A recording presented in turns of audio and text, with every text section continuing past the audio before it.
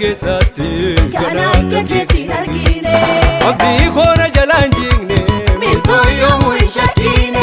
baraan jiraadhe keessatti kana akka keetiin argine Yesuus ati gachaana kooti ta'oo gaafa lolaa kataa jabaa isaan fottoqnee jala lixeen oola Yesuus ati gachaana kooti ta'oo gaafa lolaa kataa jabaa isaan fottoqnee jala lixeen oola xiyyi darbatamuu nan argatu kan bobaa deemu keessi namummaa koo naareffama yoomuu gadi nuumu xiyyi darbatamuu nan argatu kan bobaa deemu keessi namummaa koo naareffama yoomuu gadi nuumu xiyyi darbatamuu nan argatu kan bobaa deemu keessi namummaa koo naareffama yoomuu gadi nuumu xiyyi darbatamuu nan argatu kan bobaa deemu keessi namummaa koo naareffama yoomuu gadi nuumu laafa bal'aanaa keessee lolli koona jala gaalangalu uumamuu biyya lafaa duraan jira mananii itti galu laafa bal'aanaa keessee lolli koona jala gaalangalu uumamuu biyya lafaa duraan jira mananii itti galu Kansi argadhee afeera warri boo'icha koo inni dukkanaa'ee ifeera kunoo fuuldurri koo ergansi argadhee afeera warri boo'icha koo inni dukkanaa'ee ifeera kunoo fuuldurri koo Ergansi argadhee afeera warri boo'icha koo inni dukkanaa'ee ifeera kunoo fuuldurri koo ergansi argadhee afeera warri boo'icha koo inni dukkanaa'ee ifeera kunoo fuuldurri koo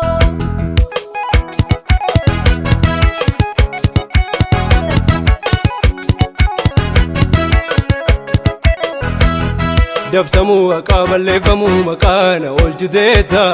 na wajjin turtee gaafa hundumtuu naan jedhati maal beekta Dabsamuu haqaa balleeffamuu maqaa na oolchiteetta na wajjin turtee gaafa hundumtuu naan jedhati maal beekta miilla koo maree yommuun taa'ee akka nama abdii dhabaatti gara koo dhuftee hiiktee ganna dhiiftee dirree bal'aatti miilla koo maree yommuun taa'ee akka nama abdii dhabaatti gara koo dhuftee hiiktee ganna dhiiftee dirree bal'aatti gamni yoo ofirra gattaa'ee hollatee dhabee wanta himu raafamniif dheekkamsi barootaa baay'ee ulfaate yommuu cimu gamni yoo ofirra gattaa'ee hollatee dhabee wanta himu raafamniif dheekkamsi barootaa baay'ee ulfaate yommuu cimu hin sodaachisinaan jettee ati wanti biyya raasu dubbii kee keessa argadheera jecha na jabeessu sin sodaachisinaan jettee ati wanti biyya raasu dubbii kee keessa argadheera jecha na jabeessu